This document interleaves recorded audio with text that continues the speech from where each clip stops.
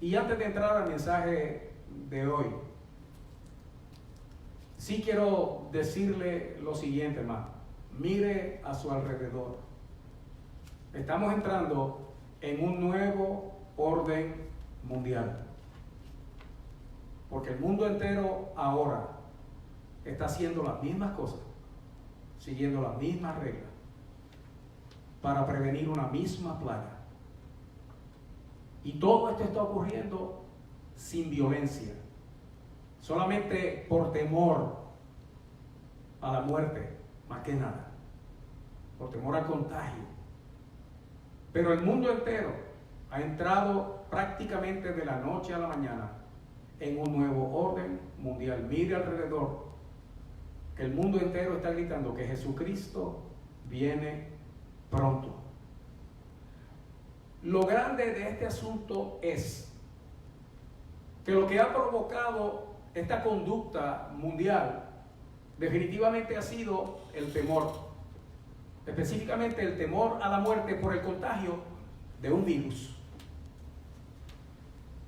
Sin embargo, ha habido a través de la historia una pandemia en el mundo entero que provoca más muertes diariamente, que lo que hasta ahora ha provocado esta pandemia en lo que lleva de existencia el COVID-19 en el mundo entero. Esta pandemia de la que yo le estoy hablando se llama el pecado. El pecado lleva matando decenas de millares de personas diariamente en el mundo desde que entró. Sin embargo, ante esa pandemia, el mundo nunca ha reaccionado de la manera en que está reaccionando ahora por este virus. Es terrible pensar que a nosotros este virus nos haga temblar y que el pecado no lo haga. Que le temamos a una enfermedad que puede matar, pero no le tengamos ningún temor a aquel que tiene el poder sobre la vida y la muerte. Estas son cosas para pensar. Por eso el mensaje de hoy, y si es un mensaje de esperanza, hermano, y si es un mensaje de consuelo, y si es un mensaje de bien, y si es un mensaje de bendición, pero es un mensaje también de humillación y de arrepentimiento, porque eso es, hermano, lo que nosotros necesitamos. Para esta pandemia del coronavirus hay una solución, igual que para la pandemia del pecado también una solución, y es la misma. Así que le voy a pedir que vaya conmigo a la palabra del Señor. En el libro de los Hechos, en el capítulo 3, esa es la bendición y esa es la esperanza. O sea, hay una salida, hay una solución. Todo el mundo está pensando dónde esto va a ir a parar y qué se va a poder hacer. Va a aparecer una vacuna, va a aparecer una cura. ¿Cuánto tiempo va a tardarse eso en llegar? Y todo el mundo de alguna manera tiene una esperanza de que surja algo que acabe con esta amenaza y que nos devuelva la vida que nosotros llevábamos hasta hace unos días y que de momento, de la nada, hermano, hemos perdido. Este es un tiempo ahora donde nadie puede ir a ningún lugar, porque ningún lugar en el mundo es seguro. De los huracanes nos refugiamos en los continentes. Ahora no hay donde refugiarse. Solamente se puede uno quedar en la casa y esperar. Esperar. Y esperar. Qué bueno es ser cristiano. Qué bueno es tener a Cristo en el corazón. Porque mucha gente se pregunta, ¿y qué va a pasar mientras esperamos? Y la palabra del Señor dice que los que esperan a Jehová tendrán nuevas fuerzas. El asunto no es entonces qué vamos a hacer mientras esperamos. Lo que aclara el asunto y lo resuelve es qué es lo que estamos esperando. Si lo que estamos esperando es que esto se resuelva, hermano, nadie tiene la respuesta. Si lo que estamos esperando es que esto se acabe, nadie sabe cuándo se va a acabar. Pero si lo que estamos esperando es a Jehová, sepa bien que para usted hay bendición, porque los que esperan a Jehová, mientras esperan, reciben nuevas fuerzas. Así que dele gloria a Dios por eso. Amén. Ahora, todo comienza, hermano, esperándolo a Él, porque de Él es que viene todo nuestro bien. Así que en el libro de los Hechos, en el capítulo 3, dice la palabra del Señor, y vamos a leer de momento un solo pasaje, pero escuche bien, no cierre su Biblia porque vamos a seguir en ella, en esta porción de la Escritura. Hechos capítulo 3, verso 19 y verso 20.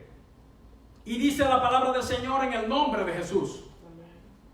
Así que arrepentíos y convertíos para que sean borrados vuestros pecados, para que vengan de la presencia del Señor tiempos de refrigerio, y Él os envíe a Jesucristo, que os fue antes anunciado. Oremos.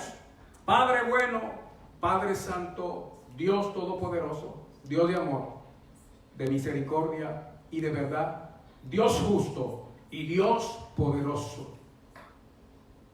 Estamos delante de ti, en el nombre que tiene poder, en el nombre que tiene autoridad, en el nombre que venció al pecado, a la muerte y al infierno, en el nombre de Jesús. Rogándote, Señor Todopoderoso, que esta palabra corra, Señor, y haga todo aquello para que es enviada. Que esta palabra salve, que esta palabra sane, que esta palabra liberte y que esta palabra levante, que esta palabra consuele, Señor. Y lo pedimos dando gracias, Señor, en el nombre de Jesucristo. Amén. Amén. Amén.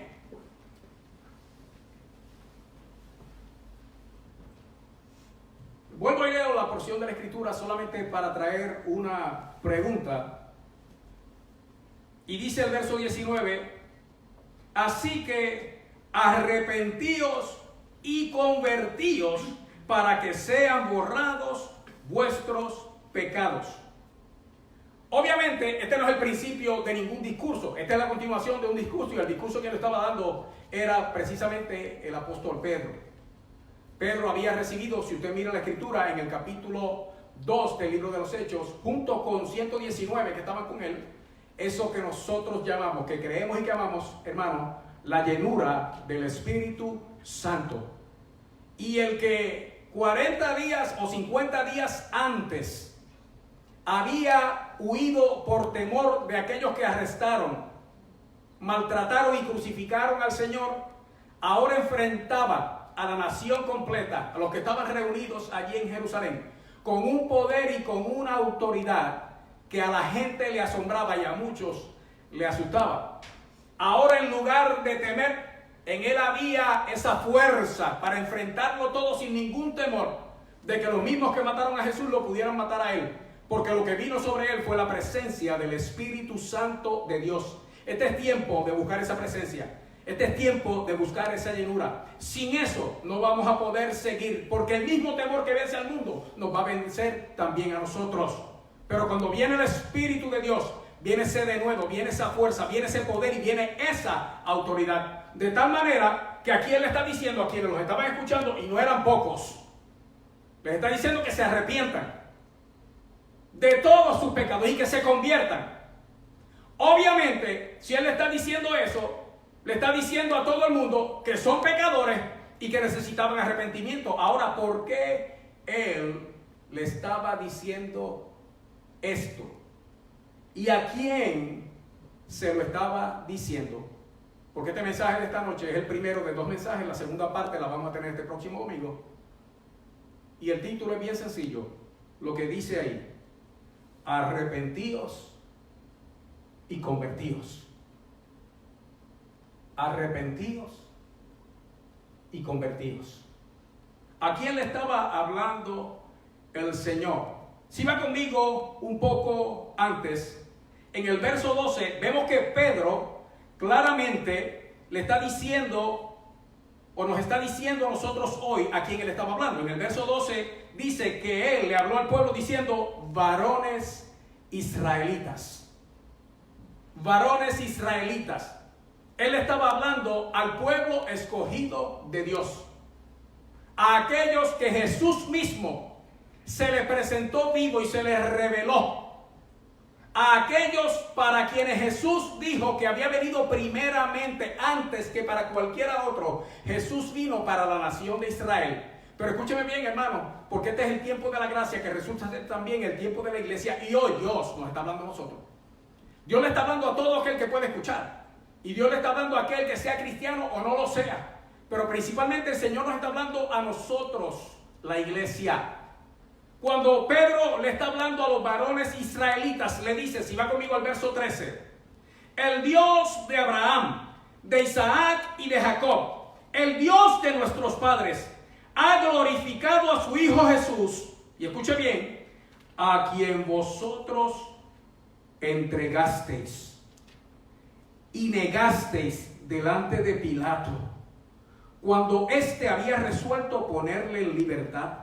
Mas vosotros negasteis al santo y al justo, y pedisteis que se os diese un homicida. Y dice el verso 15, y matasteis al autor de la vida. Deténgase ahí un momento conmigo. Oiga, hermano, claro que había que arrepentirse y convertirse. Por algo, precisamente Pedro le estaba diciendo esto a aquellos que lo estaban escuchando. Porque antes de hacer este llamado, él le había hecho la acusación de que era lo que habían hecho mal. Pero recuerde, esto estaba dirigido al pueblo de Dios. Qué tristeza, hermano, pensar que hoy el pueblo de Dios pudiera estar en una situación semejante a como el pueblo escogido de Dios, la nación de Israel, estaba en aquel tiempo. Porque resulta ser que de lo que Pedro acusa al pueblo es de haber entregado, y dice vosotros entregasteis y negasteis a Jesús. ¿Cuántos de nosotros quizá nos estamos dando cuenta el día de hoy de que igual que aquella gente necesitaba arrepentirse y convertirse, así también nosotros? Porque de alguna manera hemos negado al Señor. Y cuando la Escritura usa la palabra negar, en particular esa palabra negar, es rechazar. Es lo mismo que rechazar. Ustedes rechazaron a Jesús. Y entonces el llamado era, y de eso se tiene que arrepentir. Y por eso se tiene que convertir. No solamente eso, dice, y lo entregasteis. Y cuando dice que lo entregaron a cambio de un homicida. Rechazaron a Jesús. No, a Jesús no lo queremos. Danos a otro. Y nosotros hemos vivido lo suficiente, muchos de nosotros, para ver una corriente dentro del pueblo santo de Dios, donde sí corremos detrás de cada cosa. Una de ellas, el día de hoy, estamos corriendo detrás de la esperanza de una vacuna, detrás de la esperanza de que el gobierno o el CDC o quien sea pueda resolver este problema. Y estamos cambiando la fe del Hijo de Dios. Estamos rechazando lo que nosotros hasta ahora habíamos llamado nuestra fe dentro de nuestra zona de confort. Como no habíamos sido tocados por nada tan violento como esto, nosotros confesábamos una fe que ahora estamos poniendo en otras cosas, rechazando a Jesús. Y muchas veces negándole. Ay, pastor, pero un día como hoy, el mensaje debiera ser de consuelo, de compasión, de ayuda. Este es el mensaje de consuelo. Este es el mensaje de compasión, hermano. Este es el mensaje de ayuda. Porque si nosotros no podemos reconocer nuestra condición, entonces estamos viendo lo que es físico y material como superior a lo que es espiritual. Hay un problema serio ahora mismo entre muchos de nosotros. Cuando digo muchos de nosotros, estoy hablando de nosotros los creyentes. Nosotros estamos viendo los hospitales, las farmacias y los mercados como centros de ayuda primaria, por razones obvias. En el hospital están los médicos, en la farmacia están las medicinas y en los supermercados están los abastos, la comida y el agua. Pero sin embargo, la iglesia la vemos como cosa secundaria, como algo de lo que se puede prescindir. Los hospitales tienen que estar abiertos, las farmacias tienen que estar abiertas, los supermercados tienen que estar abiertos, la iglesia tiene que estar cerrada. Y no me estoy yendo por encima de la ley. Lo que estoy diciendo es que nosotros los cristianos, tenemos que poner en perspectiva en quién nosotros hemos puesto verdaderamente nuestra fe. Porque en este tiempo eso es lo que está siendo probado. Y este tiempo para lo que sirve es para revelar de qué de verdad nosotros estamos hechos. Y si en verdad nosotros hemos creído en aquel que decimos que hemos creído, en Jesús nuestro Señor. Pedro está confrontando al pueblo de Dios, a los que tenían las promesas de Dios, a los que esperaban al enviado de Dios. Y le está diciendo, cuando Dios lo envió y vino, ustedes lo rechazaron, lo entregaron y también lo mataron. De hecho, hay 5 acusaciones dentro de lo que Pedro dice que el pueblo había hecho. Dice, vosotros, y dice el verso 13 al final, vosotros entregasteis y negasteis. Y en el verso 14 resulta ser, y yo digo que son 5 veces o 5 acusaciones, porque en el verso 14 vuelve a mencionar el hecho de que dice, mas vosotros negasteis al santo y al justo. Y resulta entonces que dentro de estos 2 versos, en 2 ocasiones menciona el haberlo negado, porque negar al Señor de parte del pueblo no fue solamente rechazarlo. Cuando volvemos a mirar esa palabra dentro del idioma original, hermano, no era solo rechazar. La palabra negar quiere decir también, en el idioma original, renunciar. Y ese es más terrible que el rechazo. Porque para renunciar a algo o renunciar a alguien, ese algo o ese alguien tiene que haber sido suyo o usted de él. Por eso recalca Pedro en este caso el hecho de que lo peor de todo fue haber negado, rechazado o renunciado al Señor.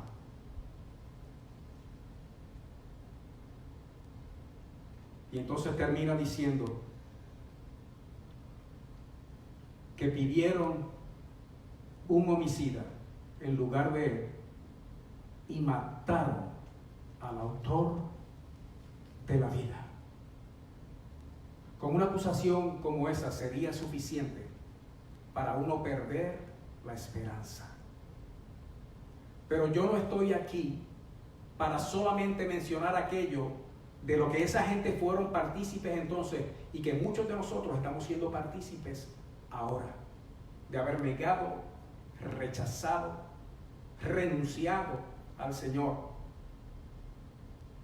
y de haber matado en nosotros mismos al santo y al justo.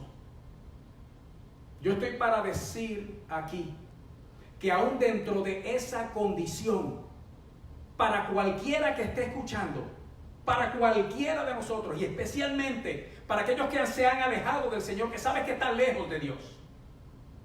Y que ese distanciamiento ha producido en ti un malestar tan grande. Y ahora que no hay salida para ningún lado, todo eso sale a flote. Pero sale a flote sin esperanza. Porque el haber rechazado al Señor, el haber renunciado a Él, el pensar que lo mataste dentro de ti, que te desconectaste totalmente del Señor, puede ser la mejor herramienta de parte de Satanás para acusarte y quizá convencerte de que para ti no hay esperanza, pero sí la hay. Porque para eso el Señor me trajo aquí, para eso yo estoy parado aquí. Para este pueblo hay esperanza, para este mundo hay esperanza. La cura de este virus sigue siendo la misma que la cura que siempre ha habido también para el mayor de los virus, el pecado. Es arrepentirse y convertirse. Cuando vemos el verso 17, empieza de momento a surgir dentro de todo esto la luz de la esperanza, la luz de la misericordia y la luz del amor de Dios. Porque después de que Pedro los acusa de semejantes delitos, entonces dice, y recuerden que Pedro está hablando aquí bajo la autoridad y bajo la potencia, bajo la unción y bajo el dominio del Espíritu Santo. O sea, que no es Pedro hablando, es Dios hablando por medio de Pedro. Y Dios hablando por medio de Pedro le dice entonces a los mismos que acaba de acusar de semejantes crímenes, les dice, mas ahora, verso 17, hermanos, sé que por ignorancia lo habéis hecho, como también vuestros gobernantes. Pero Dios ha cumplido así lo que había antes anunciado por boca de todos los profetas, que su Cristo debía padecer. ¿Y sabe lo que le está diciendo Pedro? Ustedes hicieron todas estas cosas, pero Dios siempre ha estado en control. Dios siempre ha tenido un plan. Y Dios siempre ha tenido un propósito.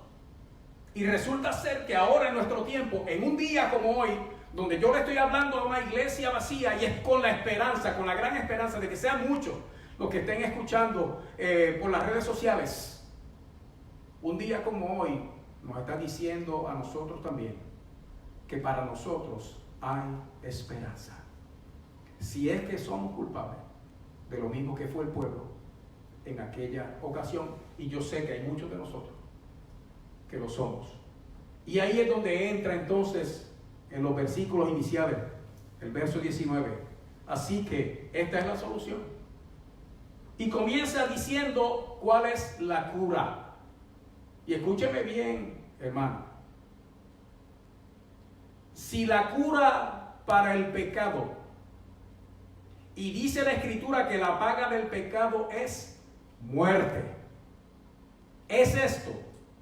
La cura para cualquier enfermedad, la que sea, también es esto. En nuestra iglesia hemos aprendido a amar recientemente. Hemos aprendido a amar hasta el punto de que muchos se han memorizado. Segunda de Crónicas, capítulo 7, verso 14 al 16. Pero en el verso 14 en particular, solo con el verso 14 de Segunda de Crónicas, capítulo 7, solo con el verso 14, yo le puedo probar a usted que la solución que está dando Pedro en este pasaje siempre ha sido la misma solución. No solamente para que el Señor limpie nuestros corazones, nuestras almas y nuestros cuerpos de ese virus que se llama pecado, sino también que es la solución para cualquier enfermedad y para cualquier dolencia. Porque en 2 de Crónicas 7:14 dice, y esto es conocido de todo, hermano, pero este es el tiempo de vivirlo ahora. Si se humillare mi pueblo, sobre el cual mi nombre es invocado, y oraren y buscaren mi rostro y se convirtieren de sus malos caminos. ¿Sabe lo que dice después? Cuando te humille y ores y busques el rostro de Dios y te conviertas, dice entonces, yo oiré desde los cielos. Eso es lo primero que va a hacer Dios. ¿Sabe lo segundo que dice? Perdonaré su pecado. Sana el alma del virus del pecado. ¿Y sabe cuál es el tercer resultado de humillarse delante del Señor? Dice, y sanaré su tierra. La solución para todo esto hoy en día sigue siendo la misma, porque siglos después Pedro se lo estaba repitiendo a aquella nación que rechazó a Jesucristo. Le está diciendo, todavía para ustedes hay cura para el pecado y hay cura para la enfermedad, hay cura para la depresión, hay cura para la maldad, hay cura para las adicciones, hay cura en el nombre de Jesús, hay sanidad en el nombre de Jesús. Pero como comienza sanando el alma, arrepentíos, es lo primero que dice, y arrepentirse. Hablábamos esto no hace mucho. Arrepentirse no es solamente sentir remordimiento. Remordimiento es lo que viene cuando usted sabe que hizo algo malo. Pero eso no resuelve el problema. Porque esos son dolores que se van o los ahoga uno con cualquier cosa para no acordarse de ellos. Arrepentimiento, cuando vemos esa palabra en el lenguaje en que se escribió originalmente, es pensar de manera diferente. Te alejaste del Señor o pensaba que estaba cerca y te das cuenta ahora que los temores que te han invadido lo que te están demostrando es que verdaderamente estabas lejos. Porque cuando uno está cerca del Señor, en la presencia del Señor hay plenitud de gozo, delicias a su diestra para siempre.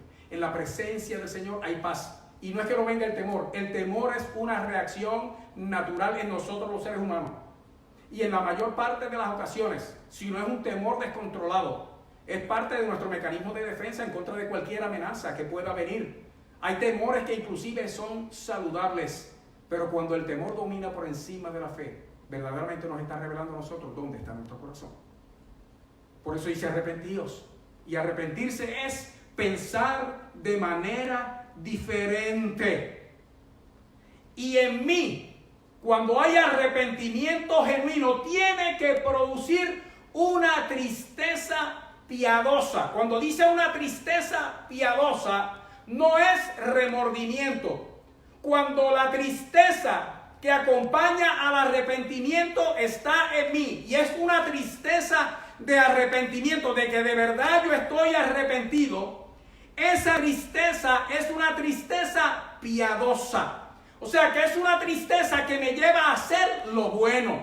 Es una tristeza que me lleva a buscar a Dios. Es una tristeza que me lleva a pedirle perdón. Es una tristeza que me lleva a creer que todavía para mí hay esperanza. Es una tristeza que me hace pensar que todavía Dios va a tener de mí misericordia. Cuando es tristeza de arrepentimiento, tristeza piadosa por mi pecado, mi incredulidad. Y viene acompañado también el arrepentimiento de un alejamiento de estas cosas. No es solamente pensar diferente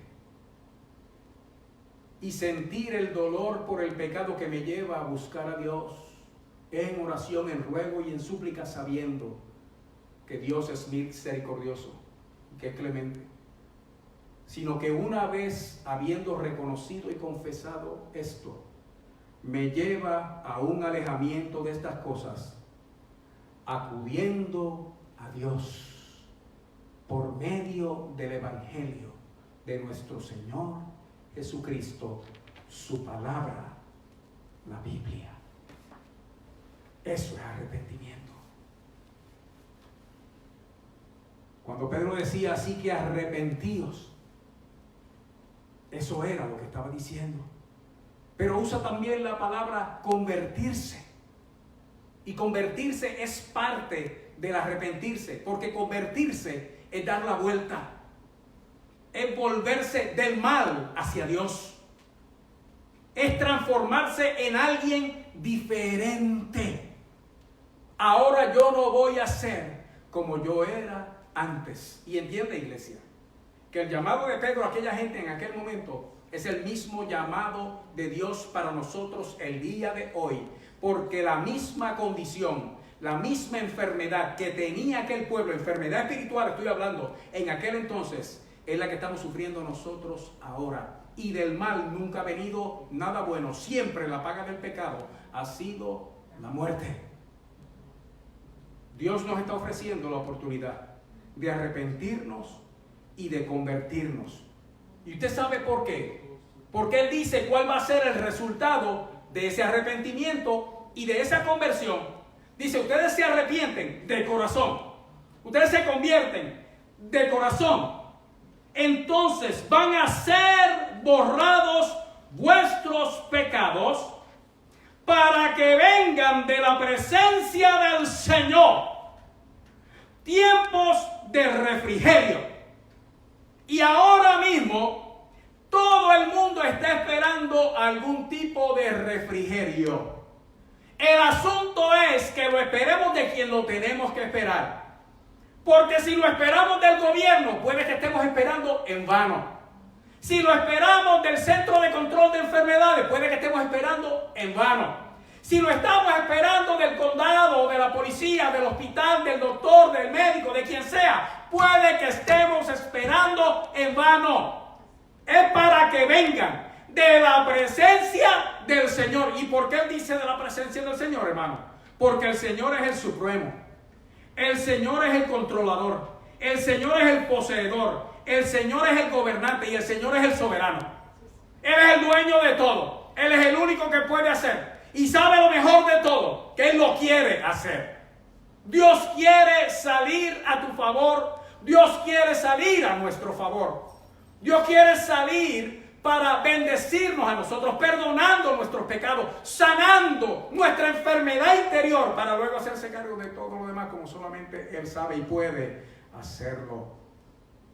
Y este es el mensaje de esperanza para nosotros el día de hoy. Que siempre ha habido una cura. Y la cura siempre ha sido la misma. Es reconocer nuestra condición delante del Señor. Reconocer que hemos pecado delante de Él. Reconocer que lo hemos rechazado. Reconocer que lo hemos despreciado. Que lo hemos negado.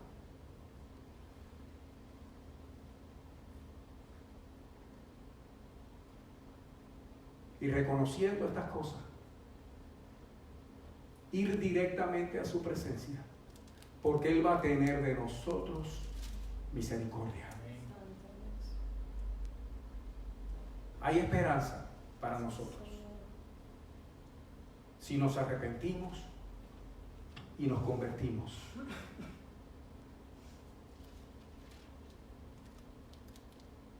Y dice el verso 20, no es solamente para que el Señor nos dé tiempos de refrigerio, sino que dice también, y Él envíe a Jesucristo. Nosotros ya estamos sufriendo porque estamos viendo la iglesia vacía. Un hermano vino aquí a participar de la música y me compartió, mi esposa se quedó llorando en la casa.